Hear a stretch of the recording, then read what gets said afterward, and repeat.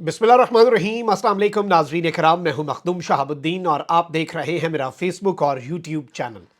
उम्मीद करता हूं आप सब लोग बखैर वाफियत होंगे और जहां भी होंगे अपने अहले खाना समेत खुश भी होंगे और महफूज भी। नाज़रीन इकराम, नैब तरामीम ख़त्म होते ही अब मज़ीद चीज़ें क्लियर होना शुरू हो चुकी हैं। एक जानिब तो फौजी जर्नैल को फ्री हैंड दे दिया गया है। नैब तरामीम के ख़त्म होते ही बाजी जो है वो ताकतवर हलकों के हाथ में आ चुकी है।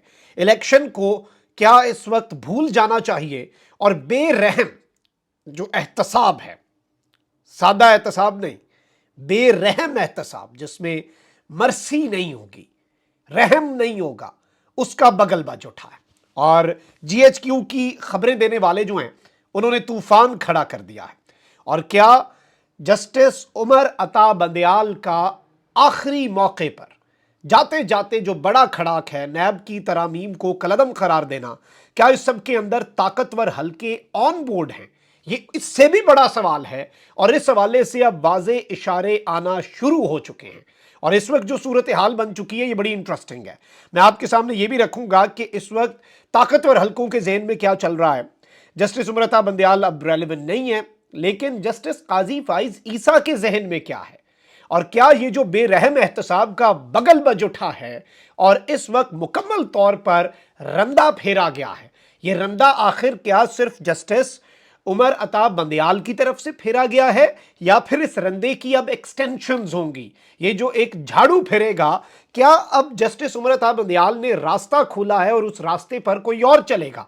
और ये जो फौजी जर्नैल की एंट्री है वो बड़ी इंपॉर्टेंट है। ये सारे नुकात मैं आपके सामने रखूंगा और जरा आपने अब ये पूरा मंजरनामा समझने की भी कोशिश करनी है, क्योंकि ये गेम अब बड़ी कॉम्प्लेक्स हो चुकी है, फूंक फूंक कर कदम रखने वाली हो चुकी है। लेकिन एक साइड फूंक फूंक कर कदम नहीं अब रखेगी, वो खुल के खेलेगी।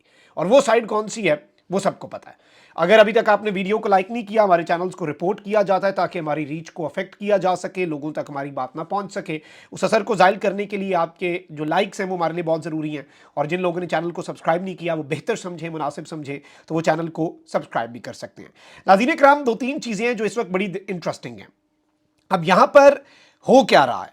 हो ये रहा है नाज़रीन कराम के एक जानिब तो आप देखें कि मुकम्मल तौर पर जिस तरह से जस्टिस उमर अता बंदयाल साहब का जो डिसीजन है उसने उड़ा के रख दिया इन सबको। मैं पिछले व्लॉग्स के अंदर ये बातें आपके सामने रख चुका हूं पहले भी कि कौन कौन इससे अफेक्ट हो रहा है। पूरे का पूरा NRO 2 जो है, जनरल बाजवा का दिया गया NRO 2 दबड़दूस हो चुका है। जनरल बाजवा का अगर कोई मुआहिदा था तो वो मुआहिदा खत्म हो चुका है। और जो कुछ इस वक्त मुल्क के अंदर पिछले 1.5 साल के अंदर इन्होंने अपने फवाइद के लिए किया, देखें दो चीजें हुई। एक, अवाम के साथ ज्यादतियां हुई, एक इमरान खान साहब के साथ मामलात हुए, और तीसरा हुक्मरान टोला जो था साबका हुकूमत का, उसने अपने फवाइद हासिल किए। उनमें से एक चीज जो इन्होंने अपने फवाइद हासिल किए थे वो रिवर्स कर दिया गया है, उसमें अब इन्हें कुछ भी नहीं मिला। और इसमें बाज़ाब्ता तौर पर अब यह कहा जा सकता है कि जनरल बाजवा के दरमियान आप देखें ना कि अब ये डील की खुलम खुला बातें हो रही हैं। इमरान खान साहब बड़े सीनियर साफ़ी हैं और ताकतवर हल्के जो हैं उनके भी करीब हैं, ताकतवर हल्कों का जहन भी समझते हैं, रवाबित भी बड़े अच्छे हैं और उनके हवाले से बातें भी। और इवन खान साहब जब अरेस्ट हुए उनकी सियासत के ख़त्म होने के हवाले से, हर चीज़ के हवाले से बड़ी पेश गोइयाँ करते हैं। उन्होंने लिखा कि if there was a general Bajwa and PDM deal it got shattered today. अगर कोई बाजवा और PDM की डील थी आज वो ख़त्म शुद। अगर कोई एस्टैब्लिशमेंट और PDM के दरमियान मुआहिदा था, आज उस मुआहिदे को ब्रेक लग चुकी है। लिखते हैं, the cornerstone of the purported deal was said to be PDM's free hand to structure the withdrawal of scores of corruption cases against its top leadership via truncated National Assembly. Today's Supreme Court judgment punctured that deal, if there was any. यानी ये जो एक deal थी general Bajwa की, अगर है तो, यानी उन्होंने थोड़ा सा बीच में रखा है, कहते हैं वो ये थी कि PDM जो है उसे मुकम्मल तौर पे फ्री हैंड दिया गया कि वो अपने लातादाद करप्शन केसेस जो हैं उन्हें अपनी टॉप लीडरशिप जो है उसके खिलाफ एक ऐसी कौमी असम्बली से, जिसका आपको पता है कि किस तरह की थी, आज सुप्रीम कोर्ट ने उस डील को पंक्चर लगा दिया अगर कोई डील थी। अब ये एक नुक्ता है। अब दूसरी जानिब आप ये समझें कि फैसल वाडा साहब बहुत क्लोज हैं ताकतवरों के, और बहुत सी ऐसी मीटिंग्स के अंदर भी कुछ साफियों ने रिपोर्ट किया कि वो थे जहां पर सिर्फ टॉप लीडरशिप या कुछ मीडिया मालकर, मतलब इंपॉर्टेंस यहां से आप अंडरस्टैंड कर सकते हैं। He knows a lot of things. और वो बहुत से लोगों को पीटीआई से अलग करवाने में, यानी उनकी जो सेटिंग है वो करवाने में इनका बहुत बड़ा किरदार है। और फैसल वाडा साहब बिल्कुल उनकी इंपॉर्टेंस जो है, इसी वजह से इंपॉर्टेंस को हम निगलेक्ट नहीं कर सकते, इग्नोर नहीं कर सकते, जो रियलिटी है। अब फैसल वाडा साहब का मैं एक 40 सेकंड का क्लिप है, बस आपने ऑडियो सुननी है फैसल वाडा साहब की। और उन्होंने पिछले हफ्ते कहा था कि चीफ जस्टिस जो हैं वो एक बहुत बड़ा मास्टर स्ट्रोक खेलने लगे हैं पाकिस्तान की आवाम की बेहतरी के लिए। और उस जो मूव के बाद दोबारा नवाज शरीफ के केसेस रीओपन होंगे और नवाज शरीफ वापस नहीं आएंगे। मियां जदों आवेगा तो लग पता जावेगा, फुल स्टॉप, बिल्कुल दी एंड। अब ये क्यों है? ये जो अभी लेटेस्ट इकदाम हुआ है, इसको अगर आप उस तनाजुर में देखें, जनरल आसिम मुनीर का जो डॉक्ट्राइन है, आसिम मुनीर साहब का जो डॉक्ट्राइन है उसमें है कि आपने स्मगलिंग रोकनी है, डॉलर की ज़ख़ीरा अंदोज़ी रोकनी है, चीनी माफिया, बिजली माफिया, चोरियां, सारे जो इल्ज़ हैं सोसाइटी के वो ठीक करने हैं, इकनॉमिक प्रॉस्पेरिटी लानी है। बट इकनॉमिक प्रॉस्पेरिटी करप्शन के बगैर करप्शन को रोके बगैर मुमकिन नहीं है। और जिस तरह उन्होंने बात की कि सऊदी अरब को पाकिस्तान की ब्यूरोक्रेसी से बड़े मसले, ब्यूरोक्रेसी को करप्ट करने वाले ये लोग हैं। ब्यूरोक्रेसी को, खान के दौर में तो ब्यूरोक्रेसी हाथ में हाथ रख के बैठ गए थे कि भाई हम करेंगे कुछ नहीं, क्योंकि उनकी दुकान नहीं चल रही थी। और मैं सबको नहीं कह रहा, क्योंकि बड़े अच्छे अच्छे ब्यूरोक्रेट्स भी हैं, लेकिन मेजॉरिटी। तो ये चीजें समझें।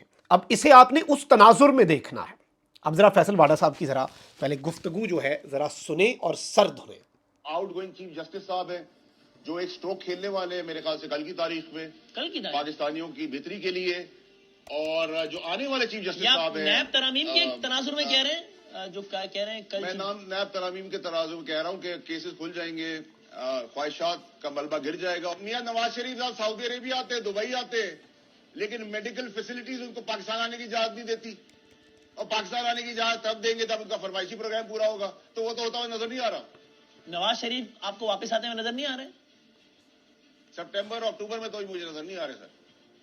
हालांकि कल के फैसले के बाद तो शायद और भी डिले हो जाए। आउट गोइंग चीफ जस्टिस साहब है। जी नाज़रीन इकराम, आपने फैसल वाडा साहब की ये गुफ्तगू सुनी।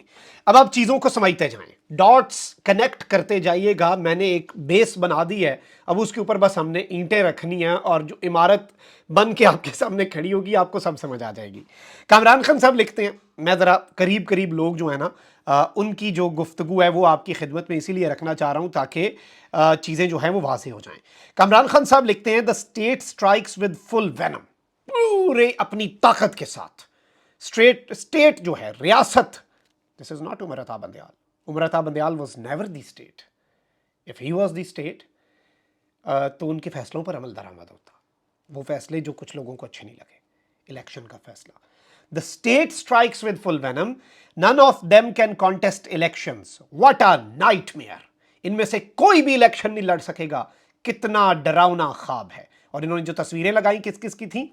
शहबाज शरीफ, Asif Ali Zardari, Maulana Fazl Rahman, Maryam Nawaz, Nawaz Sharif, and he has included Imran Khan in the list as well, कि ये इलेक्शन नहीं लड़ पाएंगे। इसके साथ एक और चीज ये है, ये दावे किए जा रहे हैं कि इलेक्शंस में now be indefinitely postponed as a massive tumultuous hits Pakistani politics. अब जो सुप्रीम कोर्ट की आम तरीन जजमेंट आई है उसने मेगा करप्शन केसेस को शरीफ, जरदारी और गिलानीज के खिलाफ रिस्टोर कर दिया है। पाकिस्तान की पॉलिटिक्स पलटा खा चुकी है। इलेक्शंस मुद्दत के लिए, गैर मुअय्यना मुद्दत के लिए मुलतवी होते नजर आ रहे हैं। और इस सब के अंदर जो इनकी तरफ से चीजें थी, 2027 केसेस जो हैं वो इस वक्त रिस्टोर किए जा रहे हैं। अब यहां पर एंट्री होती है फौजी जर्नैल की। All eyes are on chairman NAB, national accountability bureau के chairman lieutenant general retired Nazir Ahmed but.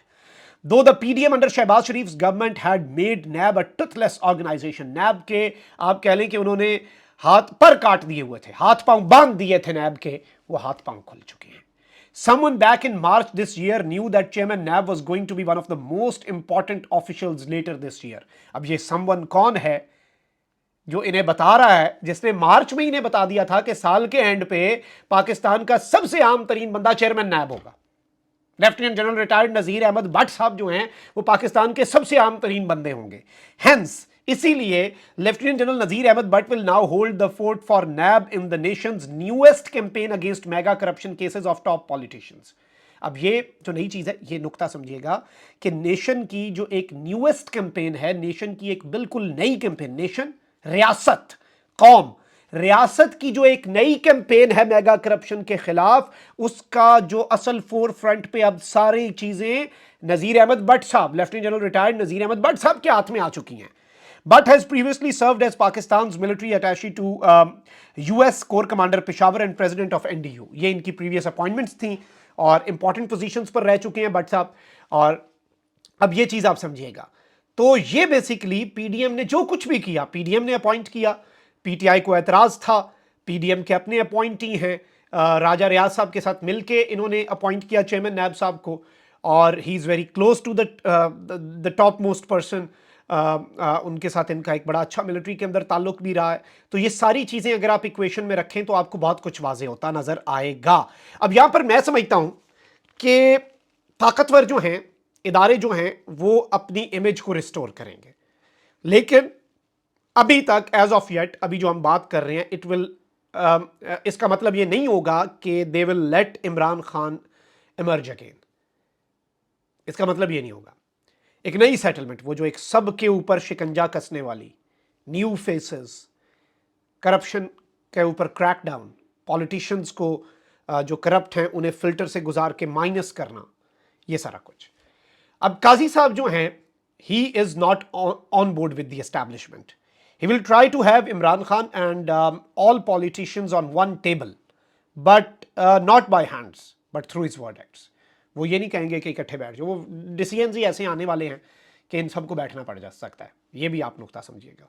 तो इस सब के अंदर ये जो कुछ भी हो रहा है, ये आप इसे कनेक्ट करें काजी साहब के साथ भी, तो उसकी वजह से कुछ चीज़ों को ब्रेक्स लगती हैं, तो वो एक अलग कहानी होगी. बट खेल अहम और खेल इंटरेस्टिंग हो चुका है. और ये उमर अता बंदयाल साहब का डिसीजन सिर्फ उमर अता बंदयाल साहब का डिसीजन लग नहीं रहा. अभी इसे स्टेट का डिसीजन कहा जा रहा है. एम्पावर कौन हो रहा है? नज़ीर अहमद भट्ट साहब, लेफ्टिनेंट जनरल रिटायर्ड, चेयरमैन नैब. और वो अब क्यों इंपॉर्टेंट हो चुके हैं? ताकतवरों के करीब साफ़ी ये रिपोर्ट कर रहे हैं कि नेशन की जो न्यूएस्ट कैंपेन है टॉप करप्ट इंडिविजुअल्स के खिलाफ, इसलिए वो अब इंपॉर्टेंट हो चुकी है. डॉट्स कनेक्ट करें, पूरी पिक्चर आपके सामने क्लियर हो चुकी है ऑलरेडी. अपना बहुत ख्याल रखें. कमेंट सेक्शन में अपनी राय का इज़हार ज़रूर कीजिएगा. अल्लाह ने के बाद पाकिस्तान जिंदाबाद.